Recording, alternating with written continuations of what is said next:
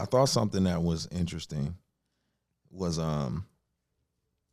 you know, the reality that I think you were speaking to it on a previous episode. Mm-hmm. But it had to do with it was a dual kind of piece. Now, one of them was on relationships and just having healthy relationships. You're talking about accountability and just healthy relationships. Mm-hmm. But it was another piece that I think you were diving into, just like how people want to skip the line in order to get where they want to be in life, or so to speak.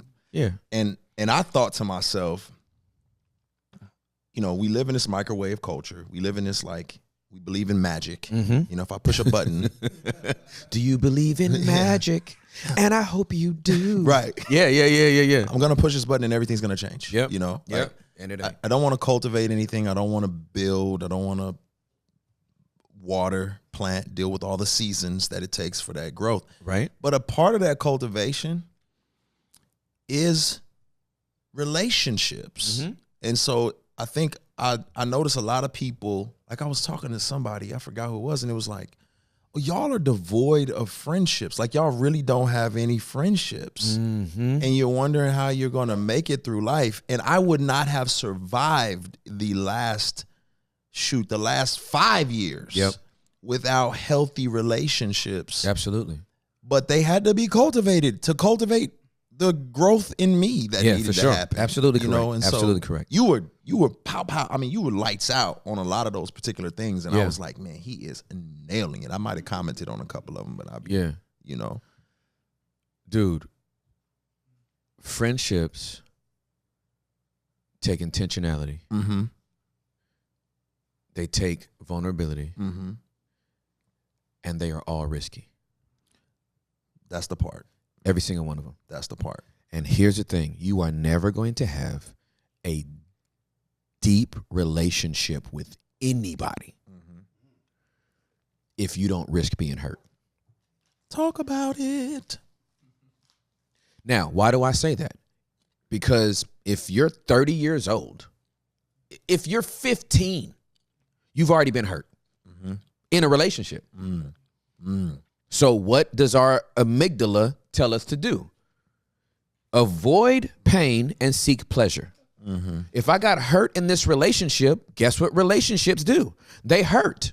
So guess what I'm not going to do? Be in a relationship. Right. That's the part right there, is you're running from the thing that actually brings you healing and wholeness. And this is why, when I talk about people that have been church hurt, and they're like, well, I haven't walked away from Jesus. I just had to walk away from the church. Oh, we're going to put a pin in that too, because we're coming back to that. Yeah, for sure, right? Okay. I just had to walk away from the church. Well, okay. The whole church hurt you? Oh, boy.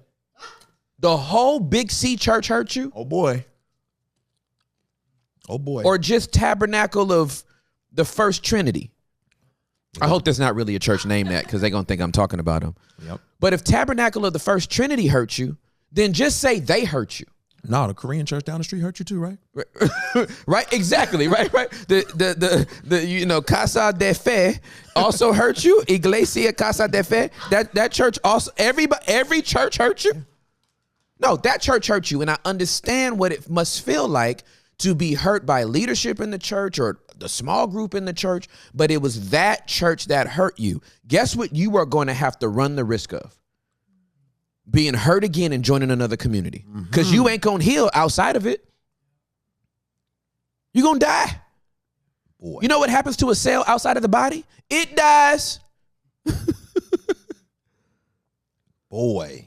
So you're going to be a walking dead man or woman because a church hurt you. The church did not hurt you.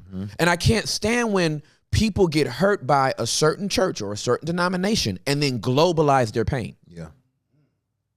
That's good. This is why I don't fool with the church. And this is my retort every single time. Have you ever got food poisoning at a restaurant? Yeah? Do you still go to restaurants? That part.